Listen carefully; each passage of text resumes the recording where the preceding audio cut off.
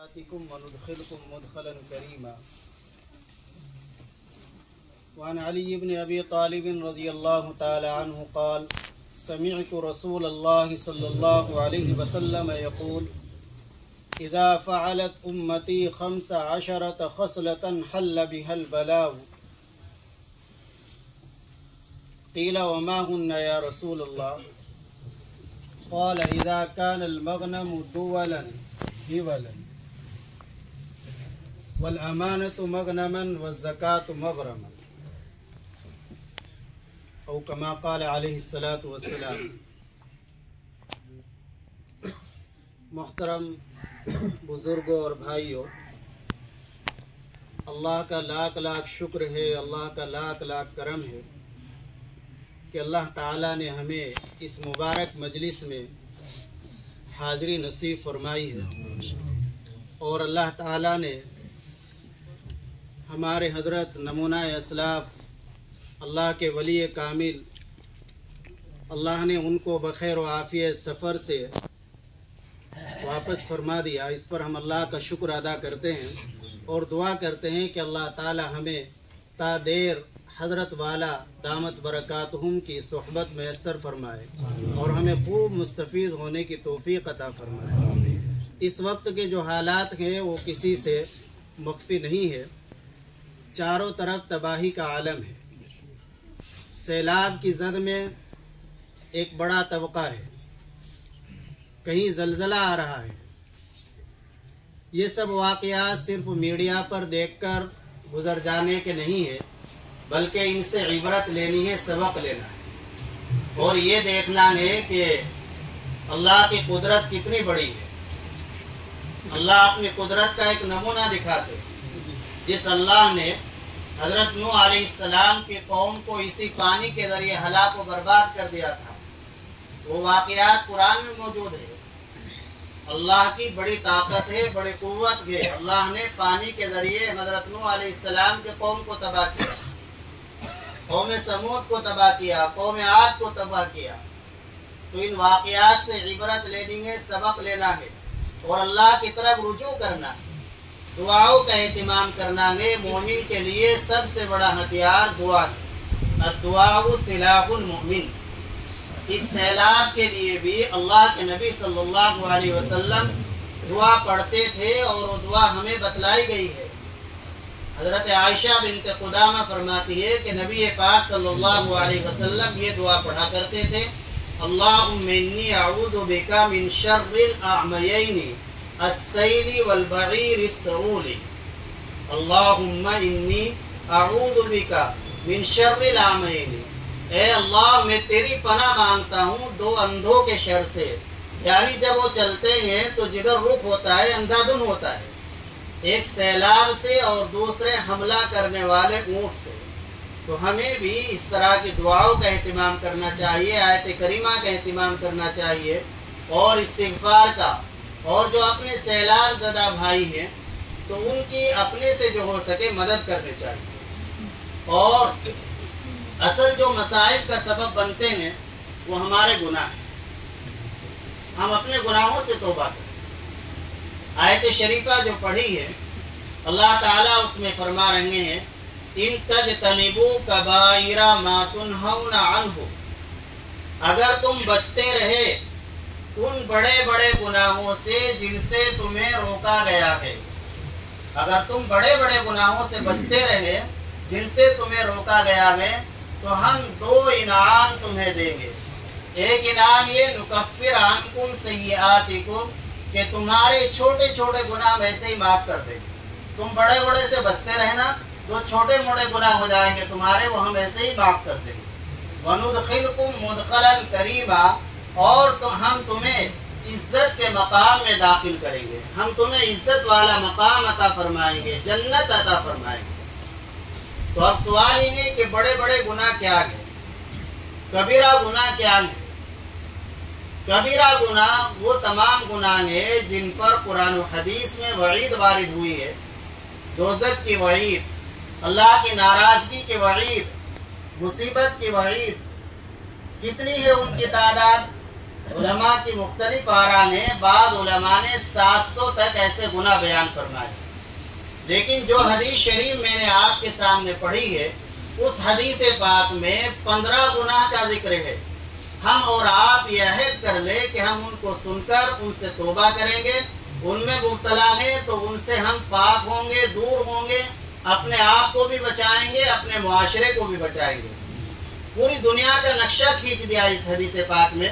इसको रिवायत करने वाले हजरत अबू हुरैरा रज़ी अल्लाहु अन्हु भी हैं और हजरत अली रज़ी अल्लाहु ताला अन्हु भी हैं। दोनों सहाबी रिवायत करते हैं। तिरमिज़ी शरीफ जिल्द सानी में है, किताबुल फितन में इस रिवायत को जिक्र किया गया है। अल्लाह के नबी सल्लल्लाहु अलैहि वसल्लम ने एक मर्तबा इरशाद फरमाया कि जब मेरी उम्मत 15 बुराइयों में मुब्तला हो जाएगी तो उम्मत पर मुसीबतें और परेशानी आएगी। इज़ा फ़अलत उम्मती 15 खसलतन हल्ल बिहल बलाउ, मसाइब आएंगे, परेशानियां आएंगी। तो हज़रात सहाबाए किराम रज़ियल्लाहु अन्हुम ने अर्ज़ किया, वमा हुन्ना या रसूल अल्लाह, अल्लाह के रसूल, वो 15 बुराइयां क्या हैं जो मुसीबत के असबाब बनती है? हम खुद भी उनसे बचें और बाद वालों को भी उनसे बचने की तलकीन करें और उन तक पहुंचाएं। तो हजरत नबी करीम सल्लल्लाहु अलैहि वसल्लम ने वो 15 बुराइयां बयान फरमाई कि जो मुसीबत के असबाब बनते हैं। हम गौर करते चले जाएं, अपना जायजा ले कि हमारे अंदर उन बड़े बड़े गुनाहों में से कौन सा गुनाह पाया जाता है, कौन सी बुराई पाई जाती है।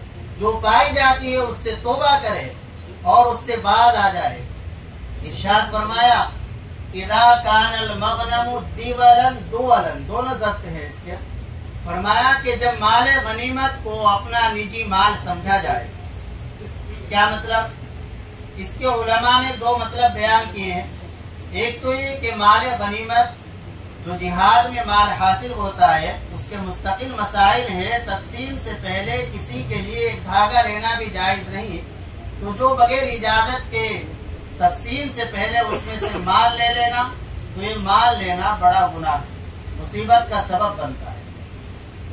और एक शारहीन हदीस में से अल्लामा तूर पिश्ती रहमतुल्लाह अलैह है, वो इसका मतलब ये बयान फरमाते हैं, इज़ा कानल अगनियाउ व अस्हाबुल मनासिबी यस्तअतिरून बिहुकूकिल फुकरा, कि जब ऐसा जमाना आ जाएगा, ऐसे हालात बन जाएंगे कि मालदार लोग और मनसब और ओहदेदार लोग गरीबों के हुकूक खा जाएंगे, तो फिर उम्मत पर मुसीबतें और परेशानी आएगी। आप जरा सा सोच ले, हम सभी अपने मुआशरे का जायजा ले ले कि इस वक्त ये हालत बनी हुई है। प्रधान से लेकर प्रधानमंत्री तक हालात यही। गाँव में प्रधान बनते हैं, जिस वक्त प्रधानी का इलेक्शन का वक्त होता है, कस्में खाते हैं, बाशरा आदमी है, कस्में खा करके 1 रुपया भी खाऊं हराम है। लेकिन जब 20 लाख लगा देगा, शराबे पिलाएगा, तो उनको वसूल कहाँ से करेगा? तो फिर इसी से वसूल करते हैं। तो जो गरीबों के हक आता है, राशन आ रहा है और गरीबों के लिए जरूरियात की चीजें आ रही है, इमदाद आ रही है, उस सब को हड़प कर जाते हैं। तो ये मुसीबत के असबाब इनसे तौबा करनी है। ऐसे आदमी को मुंतखब करे प्रधानी के लिए जो कोई गलत काम न करे, शराब न पिलाए। शराब पिलाने वाले को प्रधान न बनाओ, वरना फिर गांव की तरक्की नहीं होगी, हालात सही नहीं होंगे। दूसरी बुराई मुख्तसरन अर्ज़ कर दो, वक्त बहुत ज्यादा हो गया, सिर्फ तर्जुमा सुना देता हूँ। आगे इरशाद फरमाया, वल अमानतु मग़नमन, जब माल गनीमत में खयानत की जाएगी, अमानत की अदायगी में टाल मटोल की जाएगी, तो उम्मत पर मुसीबतें और परेशानी आएगी। आज ये भी बुराई हमारे अंदर पाई जाती है। जब लेने का नंबर होता है तब आंखें और होती है, जब देने का नंबर आता है तब लहजा बदल लेते हैं। ये हालात, पहले अमानतदार लोग थे तो अल्लाह की खुली मदद उनके साथ आती है। इमाम बुखारी रहमतुल्लाह अलैह ने एक हदीस शरीफ को 7 मकाम पर जिक्र किया। अल्लाह के नबी सल्लल्लाहु अलैहि वसल्लम ने सुनाया कि बनी इसराइल में एक शख्स था जिसे 1000 अशरफियों की जरूरत पेश आई। 1000 अशरफिया इस वक्त लाखों करोड़ों रुपए बनते हैं। وہ دریا کے دوسرے کنارے ایک بستی میں پہنچا اور وہاں ایک مالدار شخص سے ملا کہ مجھے 1000 اشرفیوں کی ضرورت ہے، آپ مجھے قرض دیں۔ اس نے کہا کہ گواہ لاؤ۔ اس نے عرض کیا کہ میرا گواہ اللہ، کہ ضامن لے آؤ، کہ ضامن بھی اللہ ہے۔ اس نے اللہ کا نام سن کر 1000 اشرفیہ حوالے کر دی۔ وقت مقرر ہو گیا۔ اب جب مقررہ وقت آیا، یہ شخص 1000 اشرفیوں کا انتظام کر کے دریا کے کنارے پر پہنچتا ہے، لیکن وہاں کشتی نہیں ہے۔ یہ بڑا پریشان ہوا کہ وعدہ خلافی ہوگی۔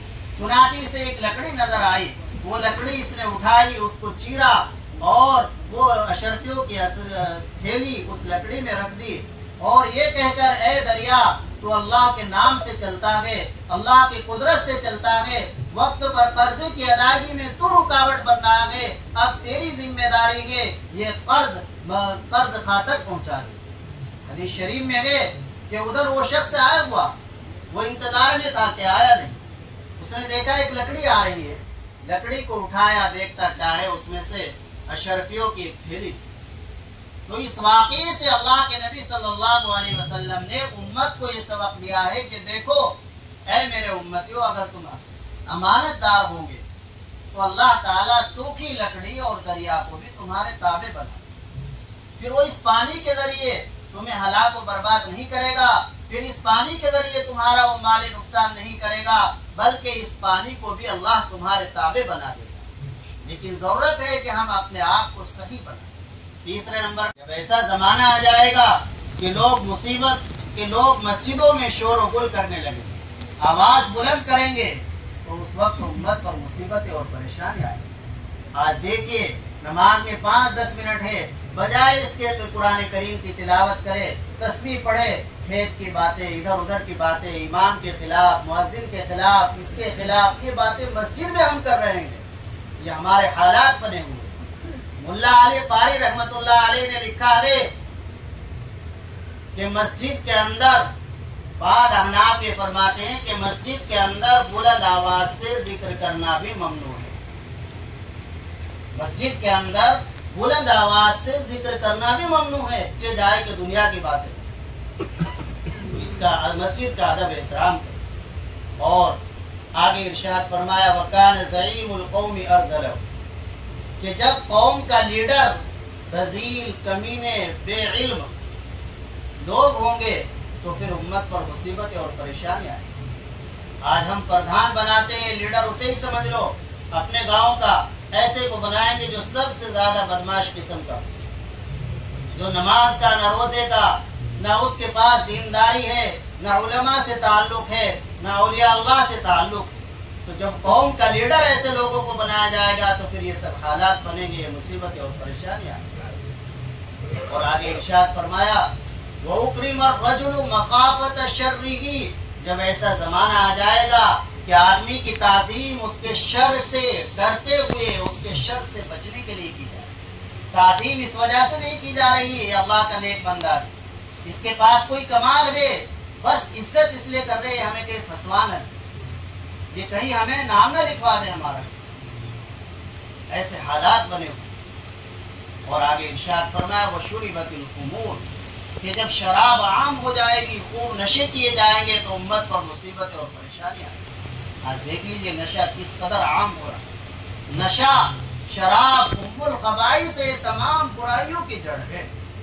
جب انسان نشے میں مبتلا ہو جاتا ہے تو پھر وہ کوئی بھی گناہ کر سکتا ہے، کوئی بھی برائی کر سکتا ہے۔ حدیث شریف کی ایک کتاب ہے مستدرک حاکم، اس میں ایک واقعہ ہے، اللہ کے نبی صلی اللہ علیہ وسلم نے سنایا کہ ایک شخص کو گرفتار کیا، اس وقت کے بادشاہ نے، بنی اسرائیل کا واقعہ ہے، اور اس سے کہا کہ دیکھ تیرے سامنے 4 چیزیں، ان میں سے تو ایک کام کر لے ورنہ تجھے قتل کر دیا جائے۔ کیا کہ یا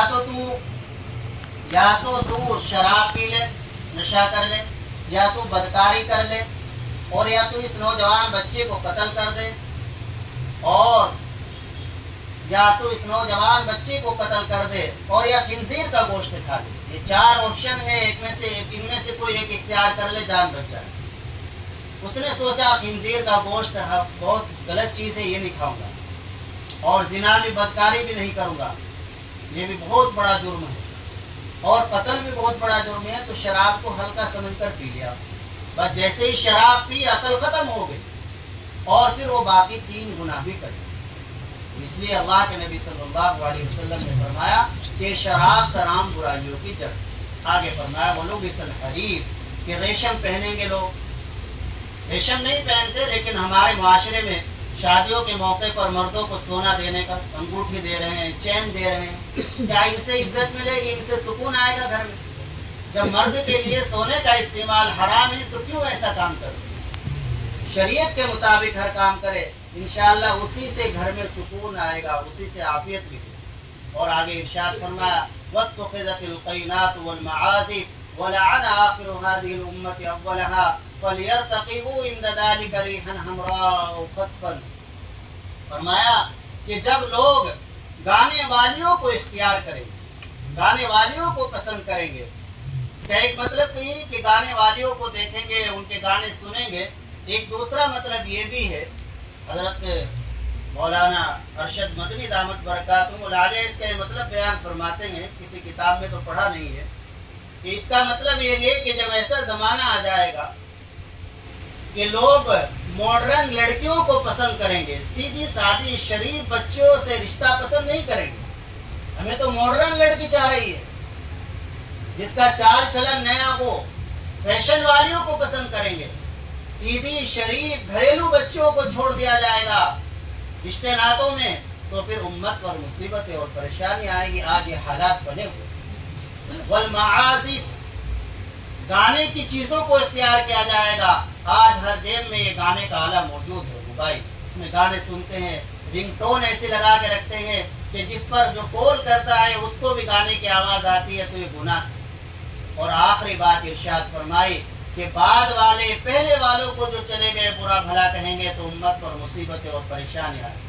آج یہ حالات بنے ہوئے ہیں، جو چلے گئے ان کا ذکر تو خیر کے ساتھ ہی کرنا ہے، برائی کے ساتھ۔ اذکروا محاسن موتاکم وکفوا عن مساویہم، اللہ کے نبی صلی اللہ علیہ وسلم نے ارشاد فرمایا کہ اپنے مردوں کا اچھائی کے ساتھ ذکر کرو، برائیوں سے بچو۔ تو یہ 15 گناہ ہیں جو اللہ کے نبی صلی اللہ علیہ وسلم نے اس حدیث پاک میں بیان کیے ہیں۔